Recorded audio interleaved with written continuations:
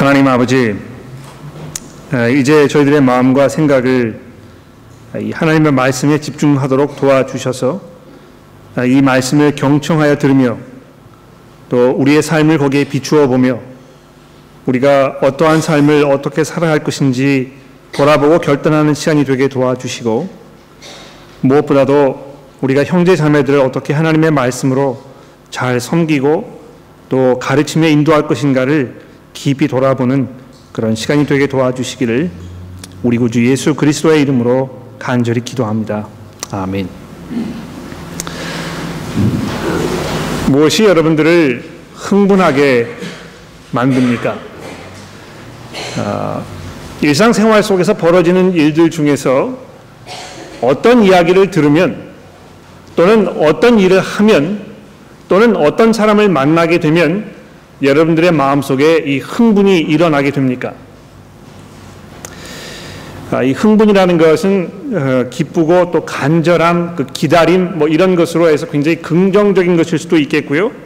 또 이 분노와 같이 별로 그렇게 좋지 않은 일일 수도 있을 것입니다. 뭐 이것이 긍정적인 것이든 그렇지 않은 것이든지 간에 무엇이 여러분들을 하여금 정말 이 감정적으로 정신적으로 흥분되게 만듭니까? 글쎄 뭐 저는 별로 그런 게 없습니다. 저는 그냥 이 기복이 심한 사람이 아니라서요. 좋은 일도 그냥 뭐 이렇게 지나가고 그렇지 않은 일도 그냥 지나가고 저는 그냥 평범하게 이렇게 사는 것입니다. 이렇게 말씀을 하시는 분들이 계실지 모르겠습니다. 실제로 흥분을 자주 하는 뭐 좋은 일 때문에 그렇든지 또 좋지 않은 일 때문에 그렇든지 이 흥분을 자주 하는 사람들 보면 우리가 이제 냄비 근성이 있다고 이제 그러지 않습니까? 그래서 그런 사람 별로 그렇게 선호하지 않는 거 우리가 알 수 있습니다. 그러나 반면에 좋은 일도 좋지 않은 일도 심각한 일도 별로 대수롭지 않은 일도 그냥 똑같이 여기는 사람들을 보게 되면 도대체 이 사람이 뭘 생각하면서 살 것인가, 이런 생각을 우리가 하게 되지 않습니까? 여러분은 무엇이 정말 여러분의 이 마음을 건드리고 여러분의 생각을 일깨우고 또 여러분의 그 감정이 막 북돋아치는 그런 일이 무엇이 있습니까? 얼마 전에 시리아 난민들이 자기 나라를 탈출하면서 도망을 가다가 배가 가라앉았는데 거기에서 익사를 했던 사람들의 시체가 다 이 해변가로 오지 않았습니까? 거기에 배에 타고 있던 3살짜리 어린 남자아이의 시신이 이 해변가에 처박혀 있는 그 모습을 사진 기자가 찍었을 때 그것이 세상에 있는 사람들에게 얼마나 많은 것들을 생각하게 했는지 모릅니다. 그런 것이 여러분의 이 감정을 막 일으킵니까? 교회에 오셨을 때에 무엇이 여러분들로 하여금 흥분되게 하고 무엇이 여러분들로 하여금 정말 기쁨이나 혹은 분노나 이런 걸 느끼게 하는 것입니까? 저는 그 사람만 보면 분노가 올라오는데요. 그래서 가급적이면 교회 왔을 때도 그 사람하고 얼굴을 대하지 않으려고 하고 멀리 떨어져 앉으려고 하고 이런 것이 이제 보통 제 신앙생활입니다. 이렇게 생각을 혹시 여러분 하고 계시는지 모르겠습니다. 아닙니다. 저는 교회에 오면 이 하나님의 말씀을 듣는 그 일로 인해서 정말 제가 흥분되고 기대되고 정말 참을 수 없는 어떤 희열 같은 것을 제가 느끼는 거 보게 됩니다. 무엇이 여러분들로 하여금 흥분을 느끼게 하는 것입니까? 오늘 본문 말씀에 보시면 이 성난 유대인들, 이 사람들을 우리가 만나게 됩니다. 21장 27절 말씀부터 보시게 되면은요, 이 아시아로부터 온 유대인들이 성전에서 바울을 보고 모든 무리를 충동하여 그들을 붙들고 외치되, 이렇게 하면서 막 이 거칠게 이 폭동이 일어나는 그런 장면을 누가가 지금 우리에게 설명을 해주고 있는 것입니다. 이 사람들은요, 다른 사람들도 아니고요, 아시아로부터 바울 사도를 쫓아온 사람들임에 분명합니다. 뭐 지금 이야기하면 뭐 터키 정도가 되겠죠. 이 바울 사도가 아시아에 있던 에베소에서 복음을 전했을 때 그 에베소 도시에 엄청난 폭동이 일어나지 않았습니까? 그래서 거기에서 정말 어려운 일을 많이 당했었는데요. 여기 보니까 아마 그 지역에 살던 사람들이 이 바울 사도를 쫓아가지고 예루살렘에까지 올라온 것이 분명합니다. 그런데 그 사람들이 예루살렘에서 바울을 보자마자 흥분되어 가지고 지금 폭동을 일으키는 이 장면을 우리에게 설명을 해주고 있는 것입니다. 뭐라고 이야기하고 있습니까? 28절에 보십시오. 이스라엘 사람들아 우리를 좀 도와줘라. 이 사람은 각처에서 우리 백성과 율법과 이 곧 성전을 말하는 것이죠. 이것을 비방하여 모든 사람들을 가르치는 자인데 또 헬라인을 데리고 성전에 들어가서 이 거룩한 곳을 더럽혔다 하니 이는 그들이 전에 에베소 사람 드로비모가 바울과 함께 시내에 있음을 보고 바울이 그를 성전에 데리고 들어간 줄을 생각함이더라. 온 성이 소동하여 백성이 달려와 모여 바울을 잡아 성전 밖으로 끌고 나아가니 문이 곧 닫히더라. 여러분 가끔 신문이나 뉴스나 방송에 이 종교의 문제로 폭동이 일어나는 그 장면 여러분 보신 적 있으시죠? 이게 이제 노던 북아일랜드의 이 개신교와 천주교 사람들이 서로 이 전쟁을 벌일 때 있었던 그런 사건들도 생각이 나실 것이고, 또 최근에 들어와서는 이슬람 원리주의자들이 일으키는 어떤 그 폭동이나 이런 거 아마 여러분 생각나실 것입니다. 거기에 가서 이렇게 그 사진 찍는 거를 보면은요, 얼마나 그 분위기가 살벌하고 거기에 얼마나 그 큰 위협이 있는지 우리가 금방 감지할 수가 있습니다. 지금 사도 바울이 여기에서 얼마나 위험한 순간에 처해 있었는지 우리가 느끼게 되지 않습니까? 그런데 이렇게 성난 유대인들이 왜 지금 이렇게 그 성을 내고 있는 것인가? 무엇이 이 사람들로 하여금 이렇게 흥분되게 하였는가? 이거 우리가 조금 생각을 해볼 필요가 있습니다. 여기 뭐라고 되어 있습니까? 이 사람은 각처에서 우리 백성과 율법과 이것을 비방하여 모든 사람들을 가르치는 자라. 이렇게 지금 사도 바울을 공격하고 있는 것입니다. 왜 유대인들이, 특히 아시아에서 온 유대인들이 사도 바울에 대해서 이렇게 아주 극도의 이 흥분된 상태를 보이고 있는 것입니까? 잘 생각해 보시면요, 별로 그렇게 중요하지 않은 문제로 흥분하고 있는 것입니다. 예. 우리 백성과 율법과 이 성전을 비방하여 모든 사람들을 가르치는 그 자인데 성전에 이 헬라인을 데리고 와서 이것을 거룩한 곳을 더럽혔다. 왜 이것이 별로 그렇게 대단한 문제가 아닌 것입니까? 예수 그리스도 그분의 십자가 사건 때문에 그런 것입니다. 예수께서 이 땅에 오셔서 이 율법을 완성하시면서 하나님께서 계획해 놓으셨던 모든 것들을 성취하신 것입니다. 이 그리스도를 통해서 이제 하나님과 인간들이 온전하게 평화를 누릴 수 있는 이런 새로운 시대가 시작이 된 것입니다. 더 이상 그 이방인들은 하나님의 은혜 가운데 참여할 수가 없고, 또 율법을 지켜야만 그 하나님과 어떤 관계 속에 들어갈 수가 있고, 또 하나님을 만나려면 이 성전에만 가야 하는 그런 시대가 예수 그리스도의 이 십자가 사건을 통해서 이제 다 지나가 버린 것입니다.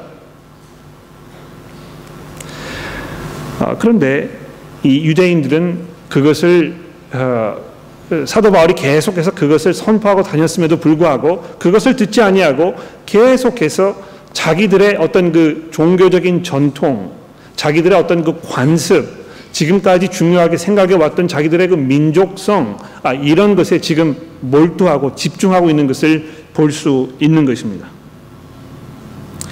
또 그것뿐만이 아니고요, 바울이 그렇게 하지도 않은데도 불구하고 헬라인을 데리고 성전에 들어갔다고 지레 짐작을 해서 더 상황을 어렵게 만드는 이런 일을 우리가 보게 되는 것입니다. 말이 아닙니다. 유대인들이 이렇게 별로 그렇게 중요하지 않은 문제로 흥분하고 있었다면 그 상태를 이렇게 지금 진정시키기 위해서 찾아온 이 로마의 천부장도 별로 그렇게 뛰어난 사람은 아니었던 것 같습니다. 여러분, 이 천부장이 어떻게 했습니까? 폭동이 막 일어나니까 일단 와가지고 뭘 했냐 하면 바울을 잡아서 두 쇠사슬로 결박하라고 명하고 그가 누구며 무슨 일을 하였느냐 물으니 무리 가운데 어떤 이는 이런 말로 어떤 사람은 저런 말로 소리를 치거늘 천부장이 소동으로 말미암아 진상을 알 수가 없었다 이렇게 되어 있습니다. 그러니까 무조건 그냥 결박해서 끌고 가는 것입니다. 지금 뭐 상황이 어떤지 어떤 이유 때문에 이렇게 일이 벌어진 것인지 이 사람이 무슨 이야기를 하고 있는 것인지 왜 이 사람들이 이렇게 화가 난 것인지에 대해서 잘 파악하거나 이렇게 하기는커녕 그냥 무조건 결박해서 끌고 가서 일단 사태를 진정시키려고 하는 이런 모습을 볼 수 있습니다. 또 뿐만이 아니고요. 37절 말씀해 보십시오. 바울을 영내로 데려 들어갈 때에 바울이 천부장에게 이르되 내가 당신에게 말할 수 있느냐 이르되 내가 할라 말을 아느냐 그러면 내가 이전에 소요를 일으켜 자객 4,000명을 거느리고 광야로 가던 애굽인이 아니냐 나는 너가 그 사람인 줄 알았다. 내가 그래서 너를 체포해서 온 것이다. 이렇게 지금 이야기를 하고 있는 것입니다. 상황 판단이 안 되는 것입니다. 지금 왜 이런 일이 벌어지고 있는지 중요한 것이 무엇인지 지금 도무지 모르는 상태로 그냥 지나가 버리려고 하는 이런 상태를 보고 있는 것입니다.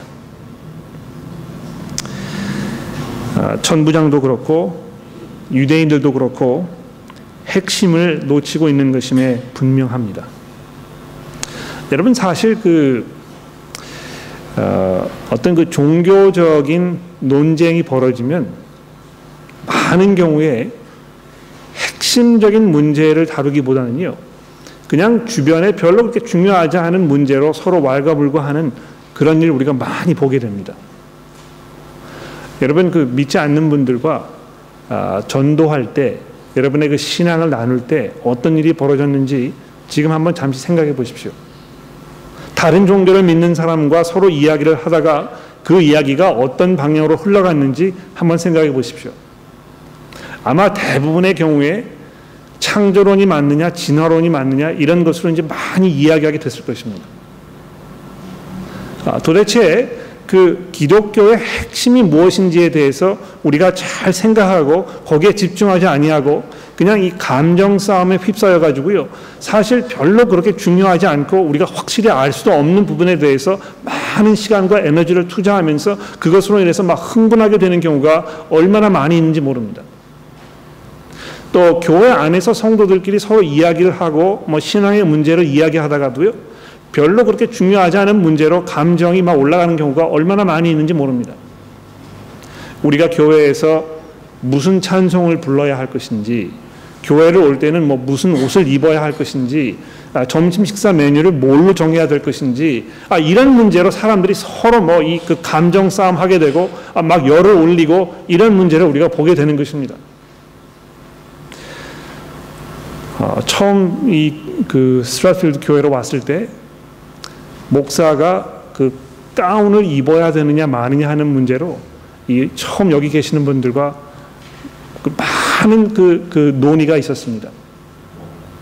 여러분 목사가 가운을 입는 것이 중요하다고 생각하십니까?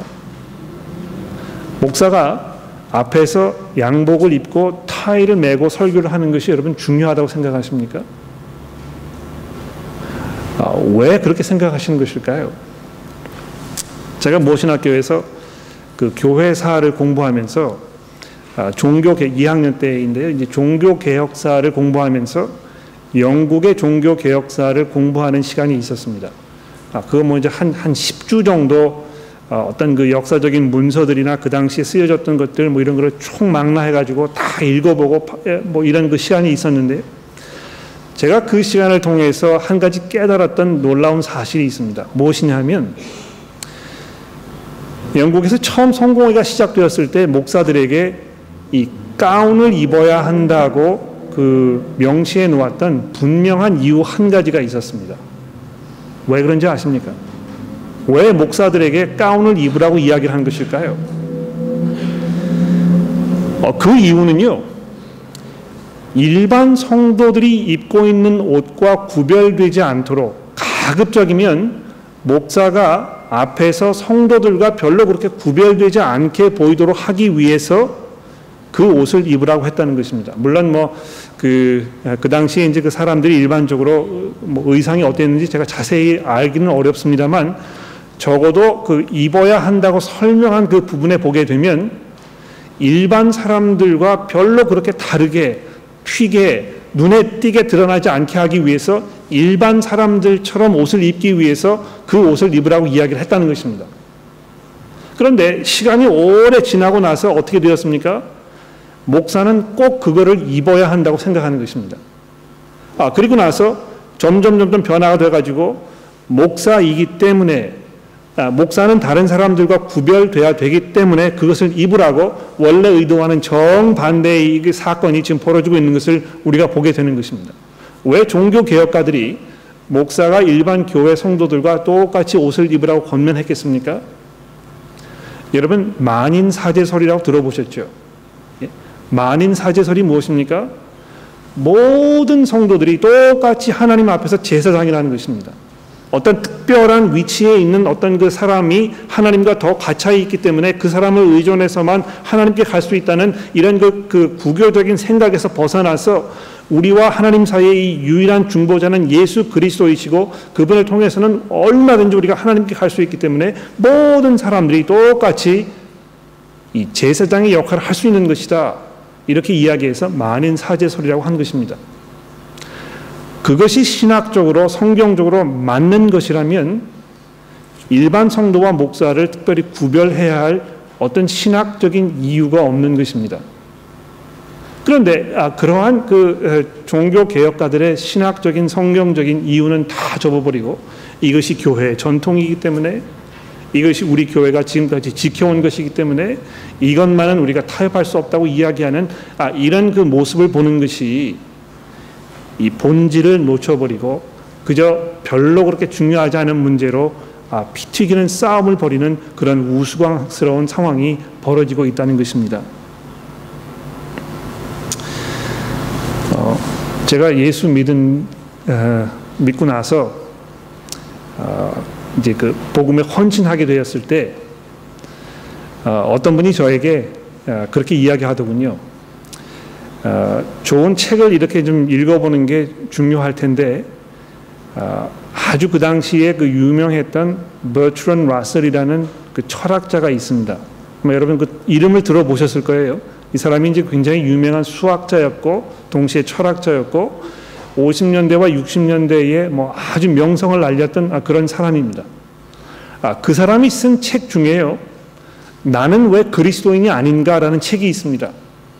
이 책 때문에 50년대와 60년대에 얼마나 많은 젊은 그 대학생들이 기독교의 신앙을 저버리고 다른 삶을 살기로 시작했는지 모른다고 이 책 한번 읽어보면 신앙생활 정리하는 데 도움이 많이 될 거라고 누가 이야기를 하셔서 제가 그 책을 이렇게 읽어보게 되었습니다.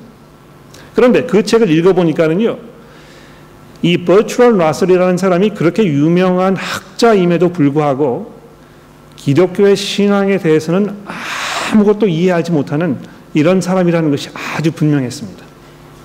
그저 그 사람이 다루는 어떤 그 기독교의 자기가 알고 있는 기독교의 그것을 설명하는데 보니까는요, 핵심은 아무것도 없고요, 그저 주변에 별로 그렇게 대단하지도 않은 문제를 가지고 이것이 마치 이 기독교의 전부인 것처럼 막 이렇게 불려가지고 이야기하는 것을 제가 보게 되었다는 것입니다. 그런데 요즘 들어와서 그런 사람이 또 있습니다. 누군지 아십니까? 여러분, 옥스퍼드 대학교에 리처드 도킨스라는 학자가 있지요. 그 사람이 지금 이 전 세계의 무신론주의를 대변하는 어떤 대변의 역할로 아주 센세이셔널한 그런 그 돌풍을 불고 온 사람입니다. 그 사람이 그 God Delusion이라는 책을 썼는데요, 그 책이 얼마나 많이 팔렸는지 모릅니다. 아마 이 자리에도 그 책 읽어보신 분들이 많이 계실 거예요. 그 책을 읽어보시게 되면 그렇게 유명한 옥스퍼드 대학의 그 유명한 학자가요, 기독교에 대해서 공격을 하면서 자기가 지금 무엇을 공격하고 있는지 그 실체를 파악하지도 못한 상태에서 그저 쓸데없는 이야기만 계속 늘어놓고 있는 것을 우리가 보게 되는 것입니다. 마치 유대인들이요, 핵심을 잊어버리고 정말 중요한 문제가 무엇인지는 생각하지도 못하고 쓸데없는 이야기로 사도 바울을 지금 공격하고 있는 것과 똑같은 상황이 벌어지고 있다는 것입니다. 거기에 반해서 사도 바울이 이제 무엇이라고 자기를 변호하고 있습니까? 이 부분 22장 전체입니다만 많은 그 이야기가 거기 담겨 있지만 별로 그렇게 복잡하지 않습니다. 한 가지로 요약을 해서 말씀을 드린다면 사도 바울의 자기의 그 변호의 가장 핵심적인 부분이 무엇입니까? 예수 그리스도 그분입니다. 여기 보십시오. 3절에 보시면 지금 유대 사람들이 자기를 그렇게 유대인들을 공격하고 율법을 별로 그렇게 중요하게 생각하지 않고 성전을 대수롭지 않게 여긴다고 이야기를 하니까 3절에 뭐라고 처음에 이야기하고 있습니까? 나는 유대인으로 길리기아 다소에서 났고 이 성에서 자라 가말리엘 문화에서 우리 조상들의 율법에 엄한 교훈을 받았고 오늘 너희 모든 사람처럼 하나님에 대하여 열심히 있는 자라, 이렇게 이야기하면서 아주 단칼에 그 사람들의 이런 공격, 이것을 옆으로 싹 밀어놓는 것을 볼 수 있습니다. 그런 쓸데없는 이야기 하지 말고 본질로 들어가자는 것입니다. 그러면서 뭘 이야기하고 있습니까? 예수 그리스도에 대해서 지금 증거하고 있는 것입니다. 자기가 이 부활하신 예수 그리스도를 만났던 것에 대해서 지금 설명하고 있는 것입니다. 내가 이 돌을 박해하여 사람들 죽이기까지 하고 남녀를 결박하여 옥에 넘겼더니 이 대제사장과 모든 장로들이 내 증인이라. 내가 또 그들에게서 다메섹 성지들에게 가는 공문을 받아가지고 거기 있는 자들도 결박하여 예루살렘으로 끌어다가 형벌을 받게 하려고 가더니 가는 중에 다메섹에 갔을 때에 정오쯤 되어 호련히 하늘로부터 큰 빛이 나를 둘러 비치매 내가 땅에 엎드려 들으니 소리가 있어 이르되 사울아 사울아 왜 내가 나를 비박하느냐 하시거늘 내가 대답하되 주님 누구시니까? 이르시되 나는 내가 핍박하는 나사렛 예수라. 여러분, 이 사도 바울의 그 증언이 시작부터 끝까지 얼마나 일괄적인지 보십시오. 사도 바울이 어디를 가든지 증거한 것은요, 예수 그리스도와 그분의 죽으심과 그분의 부활하심과 그분의 이 주 되심이었습니다. 정말 중요한 것이 무엇인지를 한순간도 잃지 않은 것입니다. 교회에서 설교를 뭘 해야 될 것인가? 사람들에게 무엇을 가르쳐야 할 것인가? 교회 사역이 어디에 집중되어 있어야 할 것인가? 이런 문제를 가지고 우리가 많이 고민합니다. 어떻게 하면 교회를 성장하게 말 것인가? 교회 성장학, 이런 거 많이 이야기합니다. 미국에 가면은요, 미국 교회 그 신학교들이 이렇게 가르치는 내용 중에 교회 성장학이라는 과목이 있습니다. 교회를 담임을 해가지고 교회를 성장할 수 있도록 하려면 그 과목을 다 수료를 해야 되는 것입니다. 그런데 이 교회 성장학이라는 과목에서 읽어보라고 하는 책을 이렇게 보게 되면 다 무슨 이야기 하는지 아십니까? 어떻게 하면 매니지먼트를 잘 하는지, 어떻게 하면 교회 홍보를 잘 하는지, 어떻게 하면 이 사람들 인력 동원 잘하는 방법이 무엇인지, 이런 거 가지고 계속 이야기하는 것입니다. 그런데 거기에 예수 그리스도의 복음은 담겨 있지 않습니다. 우리가 10년 계획을 지금 생각하고 있는데요. 교회가 앞으로 10년 동안 어디에 집중해야 할 것인가? 우리가 해야 할 일이 무엇인가? 이런 문제를 우리가 깊이 생각해 보면 오늘 우리 본문 말씀에서 우리에게 주시는 그 말씀이 얼마나 중요한 것인지 우리가 다시 돌아보게 됩니다. 교회 건물을 멋있게 좀 만들어 봅시다. 예? 또는 음향시설 좀 잘해 봅시다. 우리가 부엌시설 좀 더 잘해가지고 식사도 좀 편하게 할 수 있도록 해봅시다. 우리가 교회 버스도 좀 구입합시다. 우리가 이런 여러 가지 부수적인 문제를 가지고 우리 10년 계획을 세운다고 생각할지 모르겠습니다. 그러나 우리가 해야 할 일은 무엇입니까? 예수 그리스도를 증거하는 것입니다. 그분께서 우리의 죄를 위해 돌아가시고 부활하셔서 하나님의 보좌 우편에 앉으셔서 온 세상을 지금 회개하라고 명령하고 계시는 그 사실을 우리가 집중해야 하는 것입니다. 이것이 우리의 본질이고 우리가 해야 할 사명이고 이것이 바로 우리를 정의하는 하나님의 진리인 것입니다.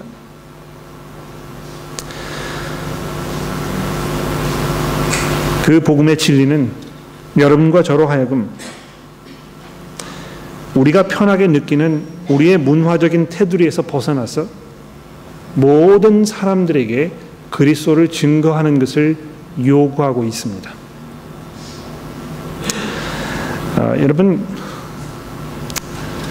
우리가 한국 사람들이기 때문에요.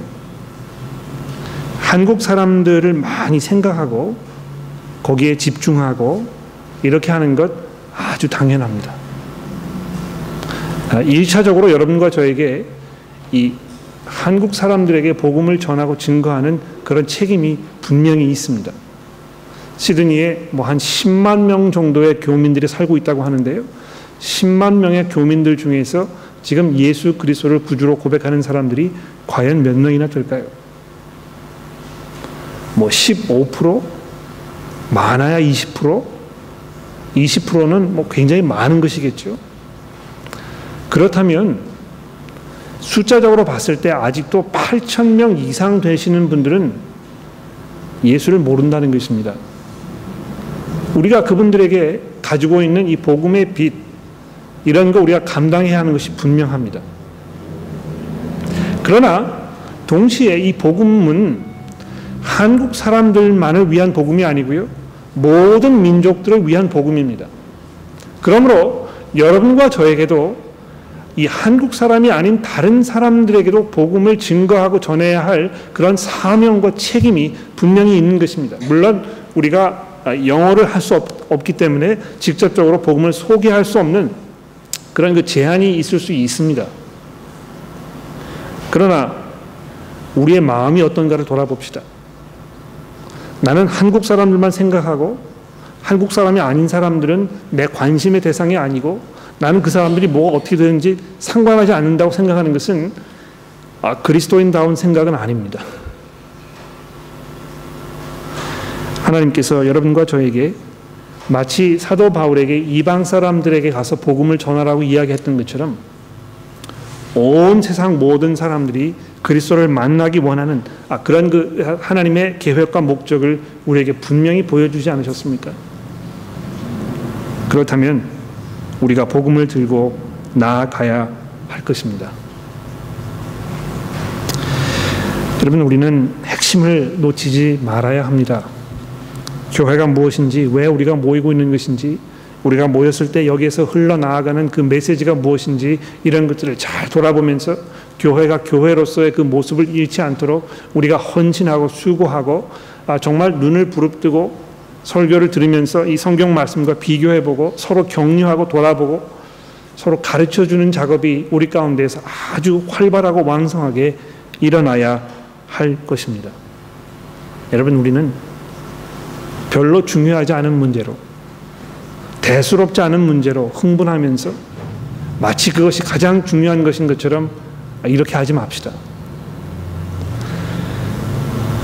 오늘 이제 우리가 주일 이 모임이 끝나고 밖에 나가서 교제하면서 식탁 교제를 하고 끝나고 나면 뭐 가시기 전에 서로 대화를 하고 이런 시간이 이제 우리 가운데 있을 텐데요. 거기에서 벌어지는 모든 대화의 내용들이 여러분과 저로 하여금 무엇을 가장 중요하게 생각하고 있는지를 그대로 보여주는 것일 것입니다. 정말 우리가 이 복음을 중요하게 생각하고 복음에 합당하게 서로를 격려하고 돌아보는 일이 중요하다면 우리가 교회 끝나고 나서도 서로 격려하고 가르치고 세워주는 그 작업을 우리가 잘 해야 할 것입니다. 사역학교를 잘 마치셨던 여러분들 그것을 분명히 이제 이해하고 계실 것입니다. 오늘부터 그 작업을 해 보십시오. 좀 쑥스러우시더라도 제가 말씀드리지 않았습니까? 이미 90명 이상이 되는 분들이 여러분과 똑같은 생각을 하고 있는 것입니다. 그러므로 조금 쑥스럽게 느껴지더라도 금방 그 같은 생각을 하고 있는 분들을 만나실 수 있을 것이고, 그러므로 정말 듣는 사람들에게 도움이 되는 중요한 이야기를 나눌 수 있습니다. 그러므로 여러분 주보를 가지고 계시니까 이제 교회 끝나고 나서 형제 자매들과 나누어야 할 그런 이야기들을 조금 적어보는 시간을 가져보도록 하겠습니다. 내가 무엇을 새로 깨닫게 되었는지, 혹시 내가 회개해야 할 것은 없는지, 내가 감사하게 생각되는 것은 없는지, 이것을 조금 주보에다 적어보시겠습니까?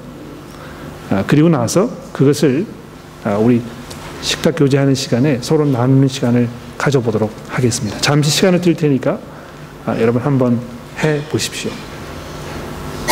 네, 다 적으셨죠?